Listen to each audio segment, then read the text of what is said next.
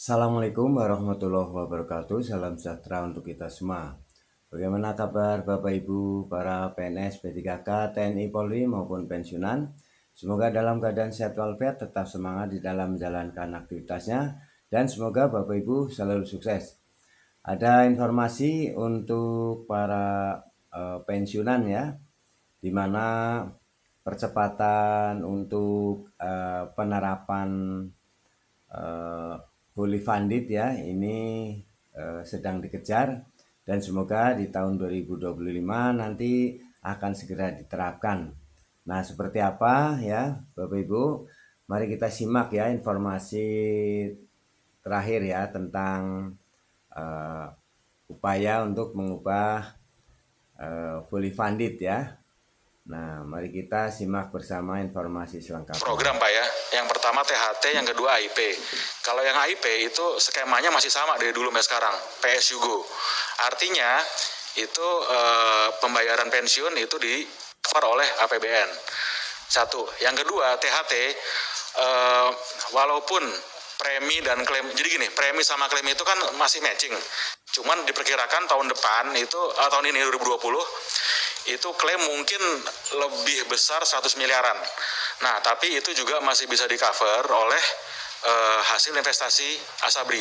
Contohnya, kayak dari kupon-kupon obligasi, kalau SBN kita akru tiap 6 bulanan, dan korporasi kita akru tiap 3 bulanan, obligasi korporasinya apa? Obligasi korporasinya itu ada beberapa perusahaan infrastruktur, BUMN karya segala macam lah.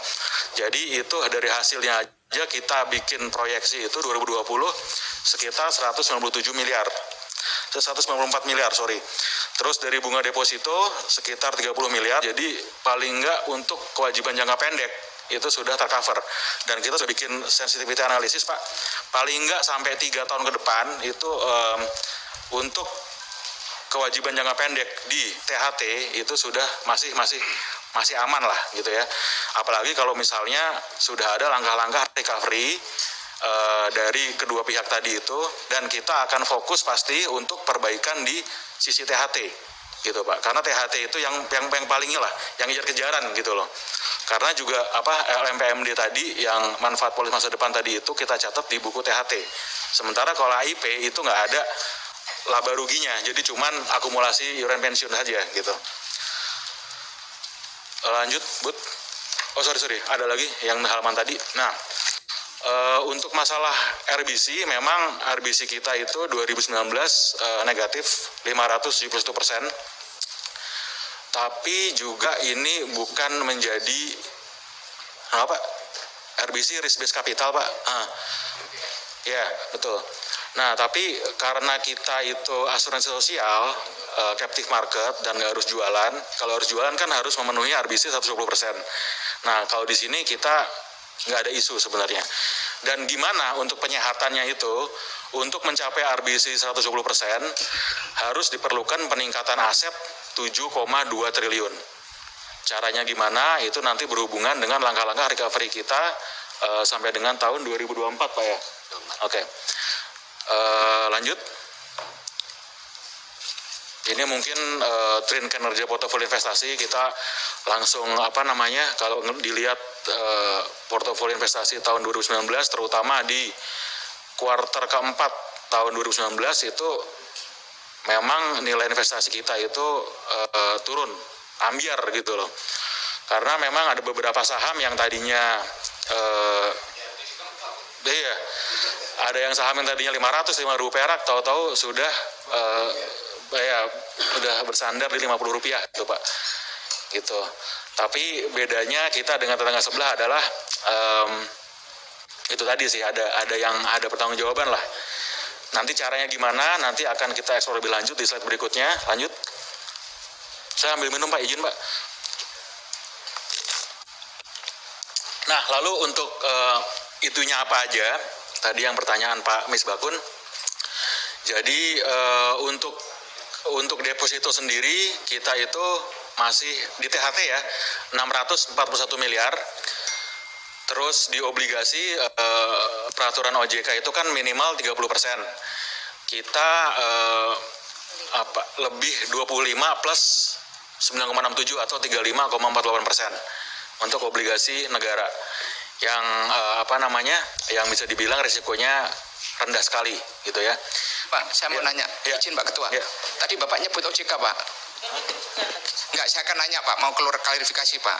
Tadi Bapak nyebut OJK, sementara Bapak ini kan nggak mengacu ke OJK.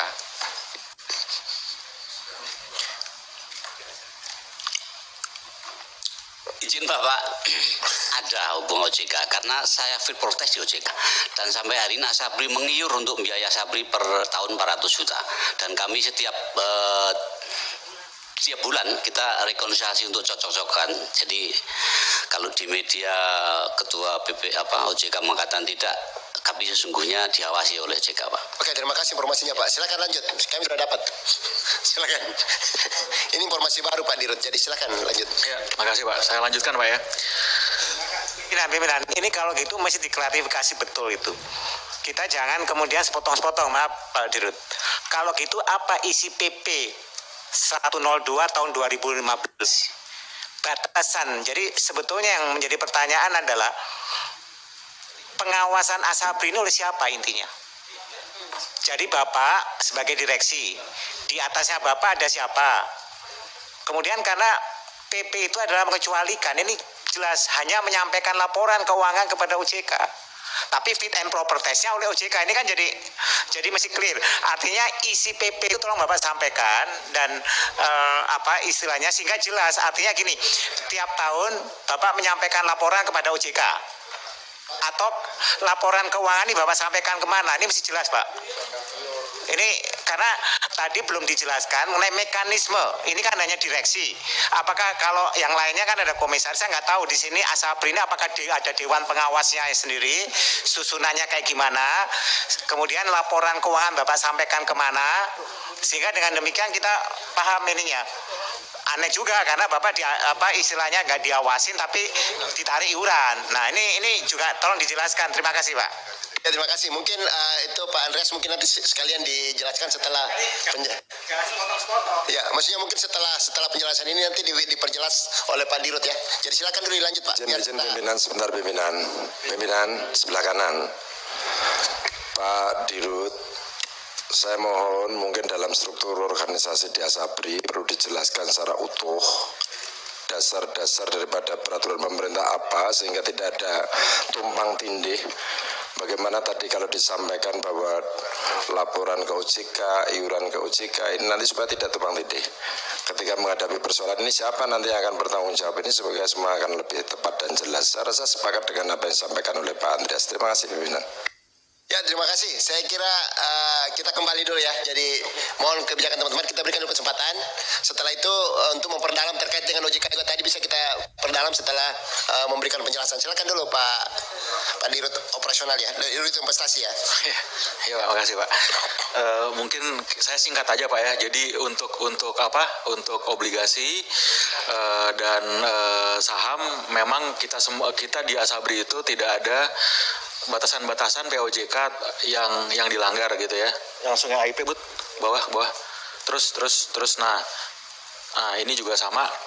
Kalau obligasi SBN kita itu di akumulasi pensiun itu hampir 50%, malah 48%. Jadi sekarang ini juga kita ke arah defensif sih. Selama belum ada recovery dari saham-saham tersebut, baik melalui mekanisme market maupun mekanisme lain yang akan kita eksplor nanti. Gitu. Terus udah ya? Habis. Oke. Mungkin dari saya cukup singkat segitu aja Pak, dan langsung dijawab oleh Pak Dirut mengenai pertanyaan yang tadi. Nah, demikian ya Bapak Ibu apa yang disampaikan oleh Dirut Operasi ya atau investasi dari Asabri yang menjelaskan mengenai investasi yang dilaksanakan ya untuk meningkatkan nilai kemanfaatan ya dari pensiunan ya, terutama untuk para anggota TNI Polri ya. Nah, semoga upaya DPR RI ya untuk selalu memantau, mengawasi PT Asabri dan PT Taspen ya, agar berjalan sesuai dengan koridornya ya, sesuai dengan aturan, sehingga tidak ada lagi korupsi ya, agar dana pensiun ini bisa menjamin kesejahteraan para pensiunan. Terima kasih Bapak Ibu telah menyimak video ini sehingga selesai, semoga bermanfaat. Jangan lupa subscribe, like, isi komentarnya. Sampai jumpa kembali, terima kasih. Assalamualaikum warahmatullahi wabarakatuh.